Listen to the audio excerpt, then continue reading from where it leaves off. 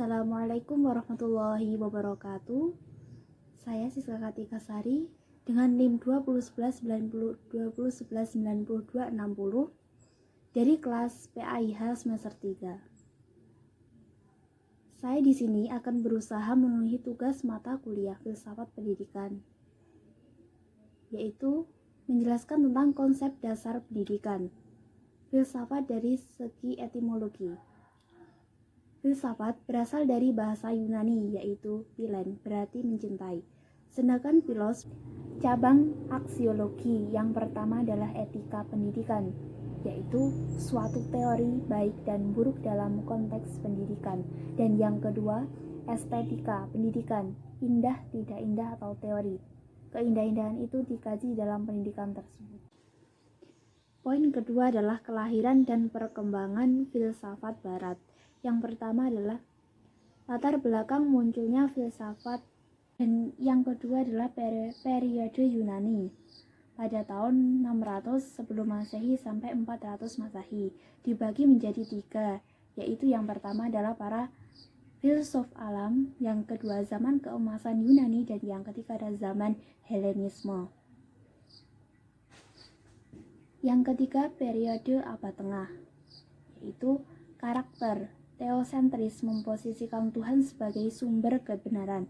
Dan yang keempat, periode modern atau umum, karakter antroposentris atau manusia, sumber pengetahuan. Dan yang kelima adalah periode kontemporer, karakter atau, dan yang poin ketiga adalah hubungan filsafat, sains, dan agama. Hubungan filsafat dan agama. Filsafat bisa dijadikan penguat atau penegas dari kebenaran agama. Yang kedua, hubungan kontraproduktif. Filsafat terkadang memiliki hubungan yang tidak baik-baik saja bertentangan dengan agama. Hubungan sains dan agama. Konflik. Yang kedua, independensi, dan yang ketiga dialog, dan yang keempat integrasi. Ontologi berasal dari bahasa Yunani, yaitu taonta, ilmu tentang keberadaan atau ajaran. Ontologi pendidikan yaitu teori tentang hakikat pendidikan yang sebenarnya. 3 kualifikasi. Yang pertama adalah segi kuantitas, monoisme, hakikat yang ada itu satu.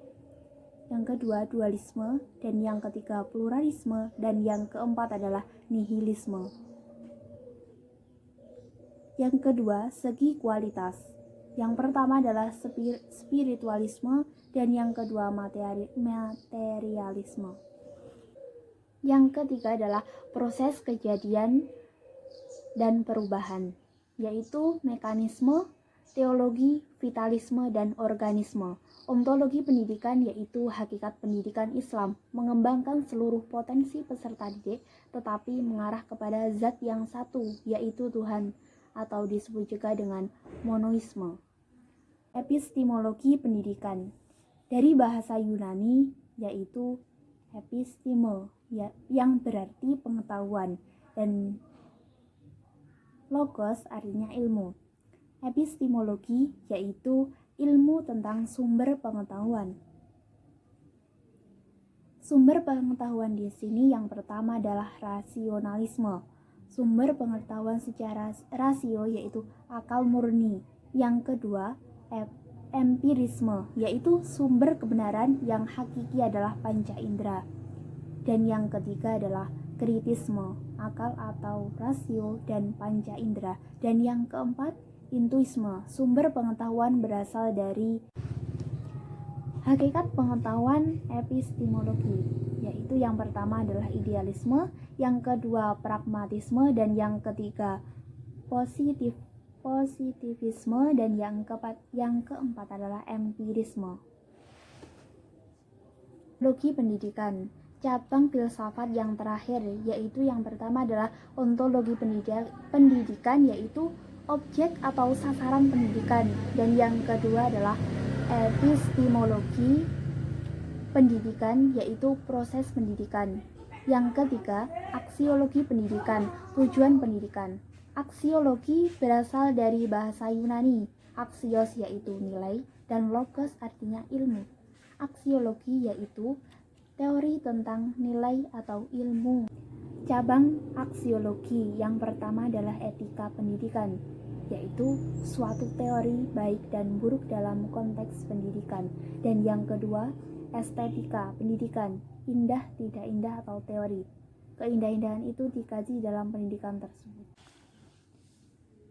Dasar-dasar filsafat di Indonesia yaitu Pancasila sebagai ideologi bangsa dan negara.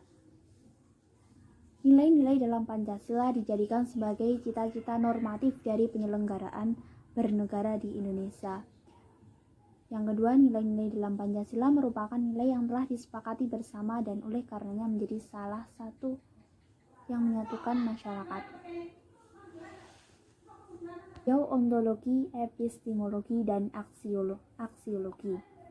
Dari segi ontologi, Pancasila sebagai filsafat abstrak dan universal. Secara epistemologi, yaitu filsafat dapat menentukan tujuan-tujuan yang akan dicapai demi peningkatan ketenangan dan kesejahteraan hidup, pergaulan, dan berwarga negara. Dan yang ketiga adalah aksiologi. Aksiologi adalah bidang filsafat yang menyelidiki nilai-nilai Pancasila sebagai pandangan hidup dan dasar negara yang telah memiliki nilai-nilai ketuhanan, kemanusiaan, persatuan, kerakyatan, dan keadilan. Pertama adalah tujuan pendidikan, yang kedua peserta didik, yang ketiga pendidik, dan yang keempat kurikulum, dan yang kelima adalah metode pembelajaran. Pertama adalah tujuan pendidikan, yang kedua peserta didik, yang ketiga pendidik, dan yang keempat kurikulum, dan yang kelima adalah metode pembelajaran. Persamaan aliran filsafat pendidikan tradisional, yaitu menjadikan metafisika sebagai perhatian utama, menganggap alam ini mengandung kebenaran dari sesuatu yang bersifat objektif, mempercayai kebenaran dan lebih bersifat abadi dan tidak berubah daripada bersifat relatif. Pendidik sebagai sosok otoritatif yang mengetahui apapun yang perlu dipelajari peserta didik. Kurikulum menitik beratkan pada muatan intelektual. Pendidikan dan sekolah berfungsi mentransfer atau mengalihkan warisan masa lampau ke generasi selanjutnya. Filsafat pendidikan modern yaitu realitas merupakan eksperimental, kebenaran sebagai apa yang berguna dan berfungsi, nilai-nilai dari masyarakat. Peserta didik adalah individu yang mengalami, sehingga menjadikan mampu menggunakan kecerdasan untuk memecahkan situasi-situasi problematis. Pendidik adalah pendamping peserta didik dalam pengalaman pendidikan karena seluruh aktivitas kelas setiap harinya menghadapi dunia yang berubah. Kurikulum dibangun yang alamiah, yang tidak menimbulkan persoalan dan pengalaman menekankan peserta didik. Metode pembelajaran berorientasi pada pemberian kebebasan yang luas kepada peserta didik untuk memilih situasi belajar yang berguna bagi mereka. Pendidikan kontemporer. Progresivisme bertumpu pada 3 hal, yakni asas hierarki.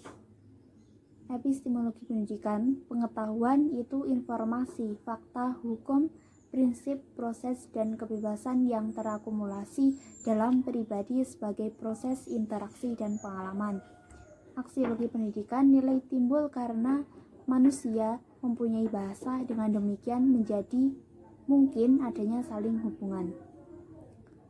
Perennialisme.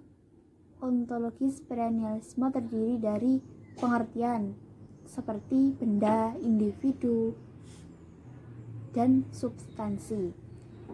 Segala sesuatu yang dapat diketahui dan merupakan kenyataan adalah apa yang terlindungi pada kepercayaan. Memandang masalah nilai berdasarkan asas-asas supranatural, yaitu menerima interval yang abadi. Humanis bersifat efektif, yaitu teori yang dapat memanfaatkan teori apa saja asalkan tujuan pendidikan tercapai, memanusiakan manusia. Pikiran pendidikan Ivan Illich. Kebijakan pendidikan di Amerika Serikat dan Amerika Latin yang menganjurkan wajib belajar 12 tahun. Mereka yang tidak mencapai pendidikan di sekolah 12 tahun akan dicap terbelakang. Kedua wilayah tersebut persoalan persekolahan justru melumpuhkan semangat kaum miskin untuk mengurus pendidikan mereka sendiri.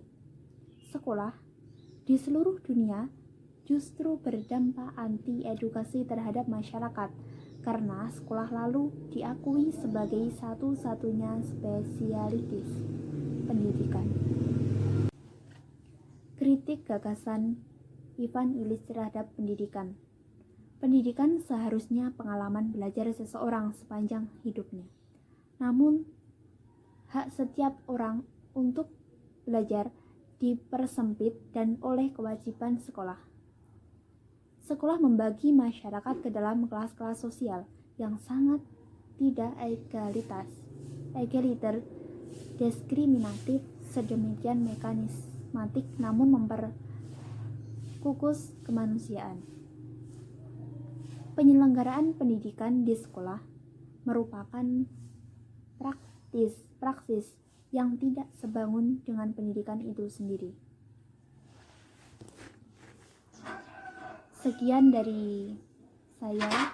Wallahul muwaffiq ila aqwamit thoriq. Wassalamualaikum warahmatullahi wabarakatuh.